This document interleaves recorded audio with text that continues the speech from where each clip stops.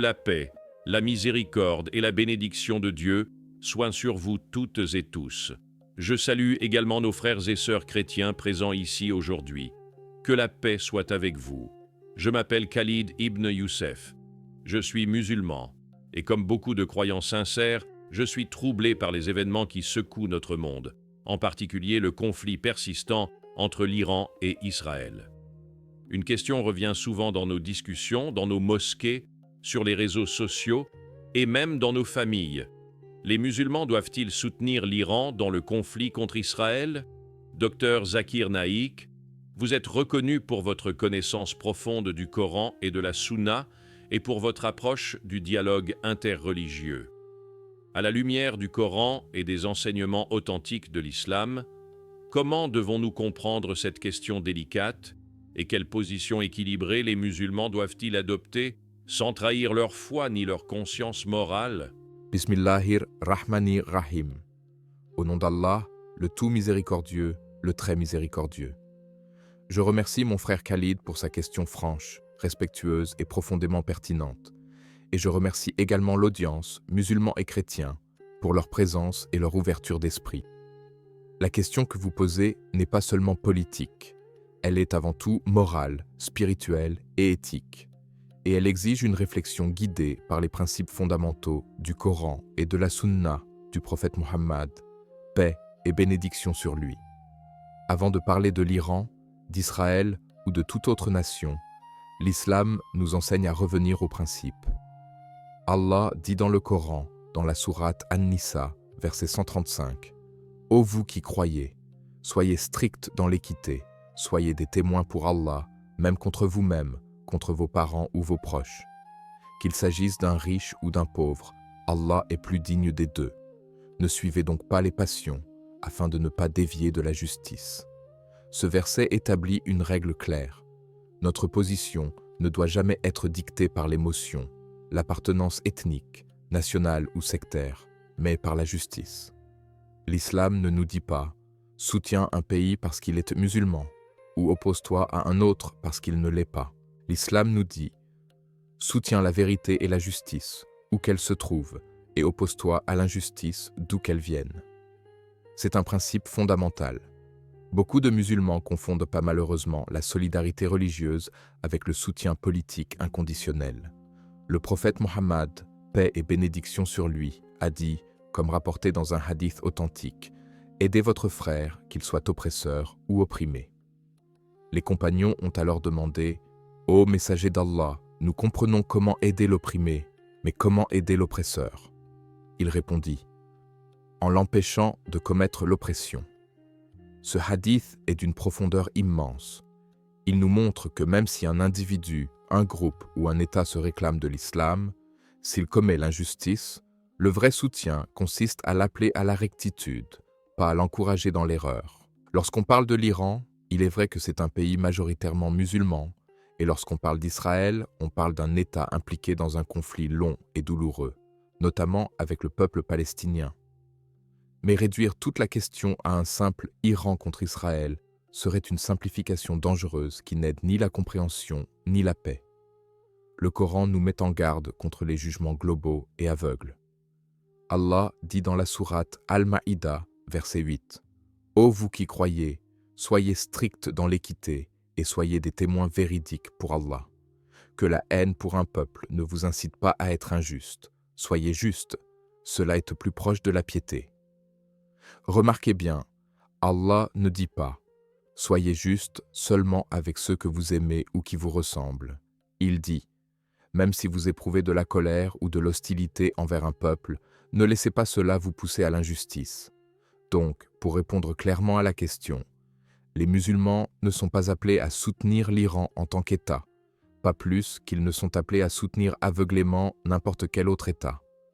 Ils sont appelés à soutenir la justice, les opprimés, et les principes moraux enseignés par l'islam. S'il y a oppression, nous devons la dénoncer. S'il y a injustice, nous devons la rejeter. S'il y a des innocents qui souffrent, qu'ils soient palestiniens, israéliens, iraniens ou d'ailleurs, notre cœur doit être sensible à leur souffrance. Le Coran dit dans la sourate Al-Hujurat, verset 13, « Ô homme, Nous vous avons créé d'un mâle et d'une femelle, et nous avons fait de vous des nations et des tribus pour que vous vous connaissiez les uns les autres. Le plus noble d'entre vous, auprès d'Allah, est le plus pieux. Ce verset rappelle à toute l'humanité que la valeur d'un être humain ne dépend pas de sa nationalité ni de son drapeau, mais de sa piété et de son comportement moral.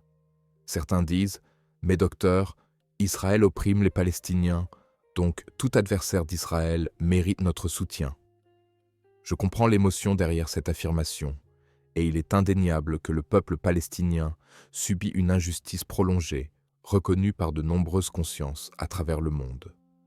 Soutenir les droits des Palestiniens, dénoncer l'occupation, appeler à la fin de l'oppression, cela est conforme aux principes islamiques de justice. Mais soutenir la justice palestinienne ne signifie pas fermer les yeux sur toutes les actions de tous ceux qui s'opposent à Israël. L'islam ne fonctionne pas par camps aveugles, il fonctionne par principes clairs. Allah dit dans la sourate Al-An'am, verset 152, « Et lorsque vous parlez, soyez équitables, même s'il s'agit d'un proche. Cela signifie que la vérité doit être dite même lorsqu'elle est inconfortable. De plus, l'islam nous met en garde contre la division et l'instrumentalisation de la religion à des fins politiques. Dans la sourate Al-Imran, verset 103, Allah dit « Et cramponnez-vous tous ensemble au habl d'Allah et ne soyez pas divisés. » Le prophète Muhammad, paix et bénédiction sur lui, a également dit que la communauté serait affaiblie non pas seulement par ses ennemis, mais par ses propres divisions internes, son ignorance et son attachement excessif au monde. Lorsque nous transformons chaque conflit géopolitique en une bataille religieuse simpliste, nous risquons de trahir l'esprit de l'islam et de nourrir encore plus de haine. Aux frères et sœurs chrétiens présents aujourd'hui, je veux dire ceci avec respect. L'islam enseigne aux musulmans de dialoguer avec les gens du livre de la meilleure manière. Allah dit dans la sourate Al-Ankabut, verset 46, « Et ne discutez avec les gens du livre que de la meilleure façon, sauf ceux d'entre eux qui sont injustes. » Cela signifie que le dialogue n'est pas une faiblesse, mais une force. Nous ne sommes pas ici pour attiser les flammes de la guerre, mais pour élever le niveau de compréhension. La question « Les musulmans doivent-ils soutenir l'Iran ?» doit donc être reformulée ainsi. Les musulmans doivent-ils soutenir la justice, la dignité humaine et la paix, tout en s'opposant à l'oppression et à l'injustice, quelle qu'en soit la source? La réponse, selon le Coran et la Sunna, est clairement oui. Le prophète Mohammed, paix et bénédiction sur lui, était envoyé comme miséricorde pour l'humanité entière, pas seulement pour les musulmans. Allah dit dans la sourate Al-Anbiya, verset 107, « Et nous ne t'avons envoyé qu'en miséricorde pour l'univers. » Cette miséricorde doit se refléter dans nos paroles, nos positions et nos actes. Soutenir la miséricorde, ce n'est pas applaudir les bombes ni justifier la mort des innocents. C'est appeler à la retenue, à la responsabilité et à la justice. En conclusion, je dirais à mes frères et sœurs musulmans, ne laissez pas votre foi être réduite à des slogans politiques. Étudiez le Coran, comprenez ses principes, suivez la sagesse du prophète Mohammed, paix et bénédiction sur lui. Soyez des témoins de justice, même lorsque cela est difficile.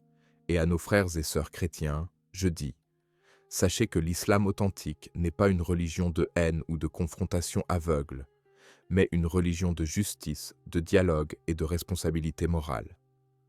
J'invite maintenant chacun d'entre vous à réfléchir profondément à ces paroles.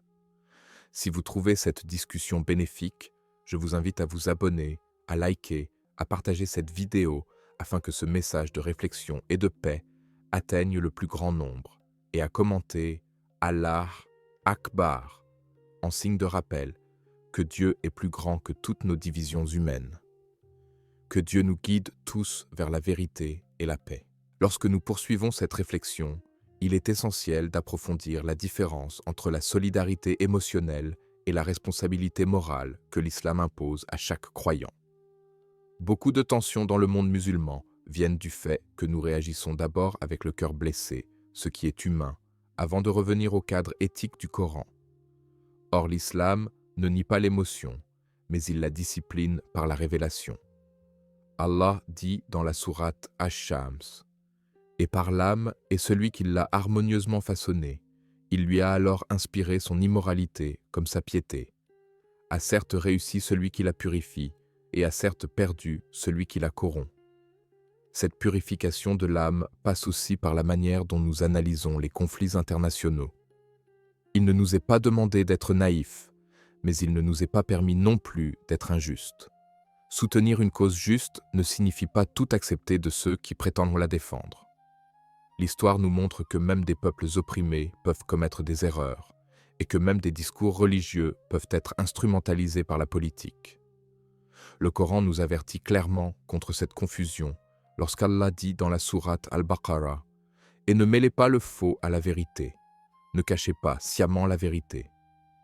Beaucoup de jeunes musulmans, sincères dans leur foi, se retrouvent piégés dans un narratif simplifié. D'un côté le camp du bien, de l'autre le camp du mal. Or, la réalité est souvent plus complexe. L'islam nous enseigne à être lucide sans perdre notre boussole morale. Lorsque nous observons un État, qu'il soit musulman ou non, nous devons nous poser des questions précises. Respecte-t-il la vie humaine? Évite-t-il l'oppression des innocents? Cherche-t-il réellement la justice ou poursuit-il des intérêts stratégiques sous un vernis religieux? Ce questionnement n'est pas une trahison, c'est un devoir. Le prophète, paix et bénédiction sur lui, a averti contre l'aveuglement collectif lorsqu'il a dit dans un hadith authentique « Il viendra un temps où l'on appellera les peuples contre vous, comme on appelle à partager un repas. » On lui demanda « Serons-nous peu nombreux à ce moment-là » Il répondit « Non, vous serez nombreux, mais vous serez comme l'écume sur la mer. » L'écume est visible, mais elle n'a pas de poids. Pourquoi? Parce qu'elle est emportée par le courant. Aujourd'hui, le courant, ce sont les émotions médiatiques, les slogans, les réseaux sociaux.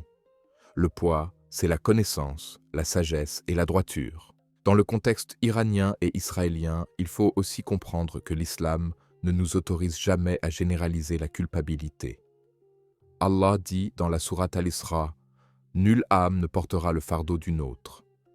Cela signifie très clairement qu'un enfant israélien, une femme israélienne, un civil iranien ne portent pas la responsabilité des décisions de leurs dirigeants. Cette règle est fondamentale. Lorsque des innocents sont tués, notre condamnation doit être ferme, peu importe qui commet l'acte. Le prophète, paix et bénédiction sur lui, interdisait strictement de tuer les civils, les femmes, les enfants, les personnes âgées, même en temps de guerre. Ces règles ne sont pas optionnelles, elles sont obligatoires. Certains justifient la violence excessive en disant « l'ennemi ne comprend que la force ». Mais le Coran nous rappelle dans la sourate Fussilat « repousse le mal par ce qui est meilleur, et voilà que celui avec qui tu avais une animosité devient comme un ami chaleureux ». Ce verset ne signifie pas la passivité, mais il signifie que la transformation morale est une force supérieure à la simple brutalité. Les musulmans doivent donc se demander « notre discours rapproche-t-il les cœurs ou les durcit-il? Défendons-nous la dignité humaine ou nourrissons-nous la haine ?» Le prophète Muhammad, paix et bénédiction sur lui, était insulté, rejeté, persécuté, et pourtant il a maintenu une ligne éthique claire. Lorsqu'il entra victorieux à la Mecque, il aurait pu se venger, mais il dit « Allez, vous êtes libres ». Voilà le modèle prophétique. Cela ne veut pas dire ignorer l'injustice, mais cela signifie y répondre avec une vision plus élevée. Concernant l'Iran en particulier, certains musulmans confondent opposition à Israël et fidélité aux principes islamiques. Or, l'opposition politique n'est pas une preuve de piété. La piété se mesure à l'obéissance à Allah, au respect de la justice, à la protection des faibles. Allah dit dans la sourate Al-Maïda « Celui qui tue une personne non coupable d'un meurtre ou d'une corruption sur terre, c'est comme s'il avait tué toute l'humanité. » Ce verset est universel. Il ne précise pas la religion, la nationalité ou l'idéologie de la victime. Toute vie humaine est sacrée. Ainsi, la position musulmane authentique est une position de principe, pas de drapeau. Nous sommes avec les opprimés, qu'ils soient palestiniens, yéménites, syriens ou autres, et nous refusons l'oppression, même lorsqu'elle est commise par ceux qui se réclament de l'islam. Cette cohérence morale est ce qui donne crédibilité à notre discours, notamment devant nos frères et sœurs chrétiens. Si nous prêchons la justice seulement lorsqu'elle nous arrange, notre message perd sa force spirituelle. Allah dit dans la sourate As-Saf, « Ô vous qui croyez, pourquoi dites-vous ce que vous ne faites pas? C'est une grande abomination auprès d'Allah que de dire ce que vous ne faites pas. » Ce verset doit nous faire trembler. Il nous rappelle que la cohérence entre le discours et l'action est une condition de la sincérité. Dans les conflits modernes, il est également important de rappeler que l'objectif ultime de l'islam est la paix fondée sur la justice, pas la domination. Allah dit dans la sourate Al-Anfal, « Et s'ils inclinent à la paix, incline vers celle-ci toi aussi. » L'islam ne glorifie pas la guerre, il la régule et la limite lorsqu'elle devient inévitable. Chaque fois qu'une solution pacifique et juste est possible, elle doit être privilégiée. Ainsi, les musulmans ne doivent pas se demander « qui dois-je soutenir ?», mais plutôt « quelle valeur dois-je défendre ?» La vérité n'a pas besoin d'être criée avec colère pour être forte. Elle a besoin d'être portée avec constance et honnêteté. Lorsque nous adoptons cette posture, nous devenons réellement des témoins pour Allah sur terre. Cette responsabilité est lourde, mais elle est noble. Elle exige de l'étude, de la patience et beaucoup de dua. Elle exige aussi de reconnaître que notre communauté ne se relèvera pas par l'excitation permanente, mais par le retour sincère au Coran, à la Sunna et à l'éthique prophétique, appliquée avec sagesse dans un monde complexe. En prolongeant encore cette réflexion, il faut également aborder la responsabilité individuelle du musulman face à l'information et à la propagande. Nous vivons une époque où les images choquantes, les discours partiels et les récits émotionnels circulent à une vitesse jamais vue auparavant. Or, le Coran nous enseigne une éthique de la vérification et de la retenue. Allah dit dans la sourate Al-Hujurat, « Ô vous qui croyez, si un pervers vous apporte une nouvelle, vérifiez, de peur que par ignorance vous ne portiez atteinte à des gens et que vous ne regrettiez ensuite ce que vous avez fait. » Ce verset ne concerne pas seulement les relations personnelles, il s'applique aussi à l'information politique et médiatique. Avant de réagir, avant de soutenir, avant de condamner, le croyant est appelé à vérifier, à analyser et à réfléchir. L'islam ne veut pas des croyants impulsifs, mais des croyants responsables. De plus, soutenir la justice ne signifie pas adopter un langage agressif ou déshumanisant. Le prophète, paix et bénédiction sur lui, n'a jamais enseigné aux musulmans à insulter des peuples ou à diaboliser des communautés entières. Au contraire, il a constamment rappelé que la dignité humaine est un principe fondamental. Même dans le désaccord le plus profond, la parole doit rester mesurée. Allah dit dans la sourate An-Nahl, « Appelle au chemin de ton Seigneur avec sagesse et bonne exhortation. » La sagesse implique de savoir quand parler, comment parler et dans quel but parler. Si notre discours enflamme les cœurs mais n'éclaire pas les esprits, alors nous avons échoué dans notre mission. Il est aussi important de rappeler que l'islam n'enseigne pas aux musulmans de placer leur espoir ultime dans des États ou des alliances géopolitiques, mais en Allah seul. Les pouvoirs montent et déclinent. Les alliances changent, mais les principes divins demeurent. Allah dit dans la sourate At-Tawbah, « Et place ta confiance en Allah. Allah aime ceux qui lui font confiance. » Cette confiance ne signifie pas l'inaction, mais la lucidité. Agir selon la justice sans idolâtrer aucun acteur politique. Ainsi, le musulman éclairé doit apprendre à distinguer la foi sincère de l'enthousiasme idéologique, la solidarité éthique de l'alignement aveugle et la colère légitime de la haine aveuglante. C'est à ce niveau de maturité spirituelle et intellectuelle que l'islam appelle ses fidèles. Je vous remercie infiniment, Dr Zakir Naik, d'avoir pris le temps de répondre à ma question avec tant de clarté, de sagesse et de profondeur. Vos explications m'ont vraiment éclairé sur la distinction essentielle entre soutenir la justice et s'aligner aveuglément sur un État ou une puissance politique.